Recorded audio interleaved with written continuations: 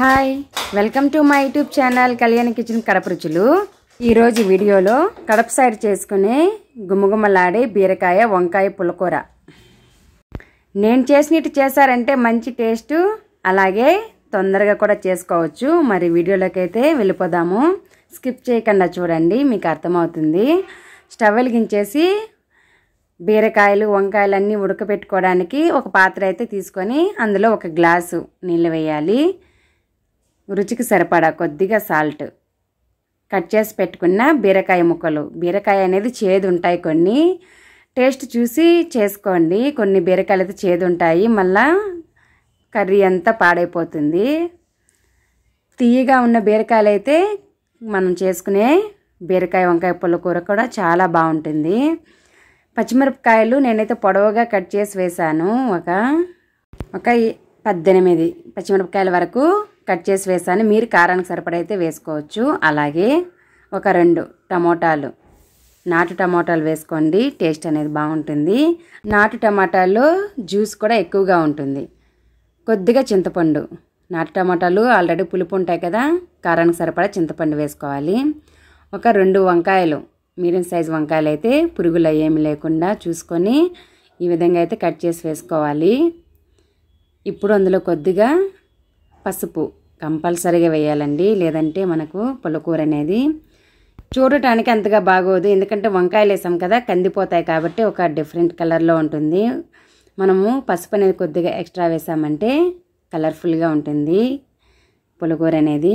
నేను వేసిన నీళ్ళు అయితే కరెక్ట్గా సరిపోతాయి. కొద్దిగా గట్టిగా అయితే చేసుకుంటున్నాను పుల్లకూర. మీకు ఇంకొంచెం పలచగా కావాలంటే 2 గ్లాసెస్ అయితే వేసుకోండి వాటరు. ఈ విధంగా ఒకసారి బాగా మిక్స్ చేసుకోవాలి. మనకు ఉడికేసరికి ఆల్రెడీ బీరకాయలో ఉన్న నీరు మొత్తం అయితే వచ్చేస్తుందండి, అందుకని నేను 1 గ్లాసే వేసాను. మూత పెట్టేసి లో ఫ్లేమ్లో ఉడికించుకుంటున్నాను. ఈలోపు నేను వేరే పని అయితే చేసుకున్నాను. హై ఫ్లేమ్లో పెట్టాలంటే ఇంకొద్దిగా మీరు నీళ్ళు అనేది ఎక్స్ట్రా వేసుకోండి. లో ఫ్లేమ్లో పెట్టుకుంటే నీళ్ళు అనేది కొంచెం తక్కువ పడతాయి ఉడకడానికి. ఇప్పుడు మధ్యలో ఒకసారి అయితే మిక్స్ చేసి చూపిస్తున్నాను. కొద్దిగా వేడెక్కాయి, మూత పెట్టేసి ఉడికించుకోవాలండి. మనకి ఒక 15 మినిట్స్కి అంతా ఉడికిపోతాయి. లో ఫ్లేమ్లో అయితే తొందరగానే ఉడికిపోతాయి. వంకాయ బీరకాయ అనేది చాలా తొందరగా ఉడికిపోతాయి. మనము ఒక 20 మినిట్స్కి అంతా కట్ చేసుకొని వెజిటేబుల్స్ మొత్తము చేసేసుకోవచ్చండి. చాలా సింపుల్గా చేసుకోవచ్చు, అందులో టేస్ట్ కూడా ఉంటుంది. ఈ గ్యాప్లో నేను ఒకసారి మిక్స్ చేసి అయితే చూపించేసాను, మూత పెట్టేశాను. ఇంకోసారి అయితే మూత తీసి చూపిస్తున్నాను. ఉడికిపోయాయి కదా, చూస్తూ ఉంటేనే అర్థమైపోతుంది. టమోటాలు, ఆల్రెడీ పచ్చిమిరపకాయలు, బీరకాయ వంకాయ మొత్తము సాఫ్ట్గా అయితే అయిపోయాయి. నీళ్ళు కూడా కొద్దిగా ఉన్నాయి. నేనేం వంపేయడం లేదు, కొద్దిగానే ఉన్నాయి కాబట్టి పప్పు గుత్తితో అలా క్రష్ చేయాలి. ఎక్కువ పప్పులాగా ఎనిపేయకూడదు. మనకు అక్కడక్కడ బీరకాయ ముక్కలు వంకాయ తగులుతూ ఉంటేనే బాగుంటుంది. అలా మెదపండి సరిపోతుంది. ఎక్కువ మెదిపేశారంటే అది మళ్ళీ గుజ్జులాగా తయారైపోతుంది. అలా కూడా బాగుంటుంది, కానీ నేను ఎక్కువ కొంచెము అక్కడక్కడ పీసులు తగిలేట్టుగా పుల్లకూర అనేది చేసుకుంటాను. నంచుకోవడానికి బాగుంటాయి ఎక్కడెక్కడ వెజిటేబుల్స్. ఈ విధంగా పప్పు గుత్తితో స్మాష్ చేసాను లైట్గా. బీరకాయ ముక్కలు అవి కనిపిస్తున్నాయి కదా, అలా ఉంటే మనకు సరిపోతుంది. ఇప్పుడు ఒక్కసారి మిక్స్ చేసేసుకుందాము, ఎందుకంటే పప్పు గుత్తితో ఎనుపుకున్నాం కదా, మొత్తము కలిసేలాగా మిక్స్ చేసుకుంటే మనకి తెలిసిపోతుంది అందులో నీరు అనేది ఉన్నాయా లేదా అనేసి. చూడు, కరెక్ట్గా ఉందండి. ఇంకా మనము పోపు పెట్టుకుంటే సరిపోతుంది. ఆయిల్ వేస్తాం కదా, కంపల్సరీగా ఇలా ఉంటే బాగుంటుంది. ఇప్పుడు స్టవ్ వెలిగించేసి కడాయి అయితే పెట్టేసుకోవాలి. అందులో కొద్దిగా ఆయిల్ అయితే వేసుకోవాలి. పుల్లకూరకి కొద్దిగా ఆయిల్ వేసుకుంటాము, కొద్దిగా ఉంటేనే బాగుంటుంది. ఒక గరిట అయితే వేసాను.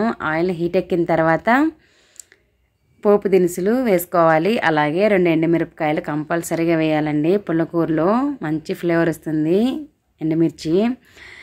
ఒక ఉల్లిపాయని సన్నగా కట్ చేసి వేసుకోవాలి. మీడియం సైజు ఉల్లిపాయ అయితే వేసాను నేను. అలాగే ఒక గుప్పిడి వరకు కరివేపాకు వేసుకోండి. పచ్చి కరివేపాకు వేసారంటే మంచి సువాసన అయితే వస్తుంది. అలాగే కొద్దిగా సాల్ట్ ఆల్రెడీ ఉడికించేటప్పుడు వేసాం కదా, కొద్దిగా చూసుకొని అయితే వేసుకోండి. తక్కువ వస్తే తర్వాతైనా వేసుకోవచ్చు. సాల్ట్ వేసిన తర్వాత గరిటెతో ఒకసారి మిక్స్ చేసుకోవాలి. ఉల్లిపాయ ముక్కలు మనకి మంచిగా బ్రౌన్ కలర్ అనేది రావాలి. ఉల్లిపాయ ముక్కలు కొద్దిగా వేగిన తర్వాత కొత్తిమీర కూడా వేసేసి కొత్తిమీర బాగా క్రిస్పీగా వచ్చేంత వరకు కంపల్సరీగా వేయించుకోవాలి. పోపు పెట్టే దగ్గర నుంచి హై ఫ్లేమ్లో చేసుకోండి. పోపు అనేది హై ఫ్లేమ్లో పెట్టుకోవడం వల్ల పుల్లకూర మంచి సువాసనతో టేస్టీగా అయితే ఉంటుంది. ఇలా చూస్తున్నారు కదా, కొత్తిమీర కూడా బాగా వేగిపోయింది. ఈ టైంలో మనము ఎనిపి పెట్టుకున్న పుల్లకూరని అయితే వేసేయాలి. మొత్తం అయితే వేసేసాను. గట్టిగా ఉంది కదా, నేను అలాగే చేసుకున్నాను. భలేగా ఉంటుంది. కొద్దిగా వేసుకున్నా కూడా పుల్లకూర రైస్ మొత్తానికి సరిపోతుంది. ఇప్పుడు ఒకసారి బాగా మిక్స్ చేసుకోవాలి. ఫ్లేమ్ అనేది లో ఫ్లేమ్లో పెట్టేసేయండి. ఒక 3 మినిట్స్ అయితే లో ఫ్లేమ్లో ఉడికించుకుంటే పులుపు కారాలు పోపు మొత్తము పుల్లకూరకి అనేది పట్టేసి మంచి టేస్ట్ అయితే ఉంటుంది. ఈ బీరకాయ వంకాయ పుల్లకూరలోకి కాంబినేషన్ వైట్ రైసు అలాగే రాగి సంగటి సూపర్గా ఉంటుందండి. ఎప్పుడు తినకంటే ఈ కాంబినేషన్లో ఒకసారి అయితే తినండి, చాలా బాగుంటుంది. ఇప్పుడు మూత అయితే పెట్టేస్తున్నాను. 3 మినిట్స్ అయితే లో ఫ్లేమ్లోనే ఉడికించుకోవాలి. మూత తీసేసాను. ఇలా సన్న మంట మీద అయితే ఉడుకుతుంది కదా. ఇప్పుడు ఒకసారి బాగా మిక్స్ చేసుకోవాలి. మిక్స్ చేసుకున్న తర్వాత స్టవ్ అయితే నేను ఆఫ్ చేసేస్తున్నాను. అంతే అండి, చాలా ఈజీగా అయితే చేసి చూపించేశాను కదా. కడప సైడ్ చేసుకునే బీరకాయ వంకాయ పులిహోర అయితే రెడీ అయిపోయింది. నేను చేసిన విధానం మీకు నచ్చినట్లయితే ఇంట్లో మీరు తప్పకుండా ట్రై చేసి తిని చూడండి, మీకు కంపల్సరీగా నచ్చుతుంది. రెసిపీ నచ్చితే తప్పకుండా ఒక లైక్ చేయండి. Thanks for watching. బాయ్.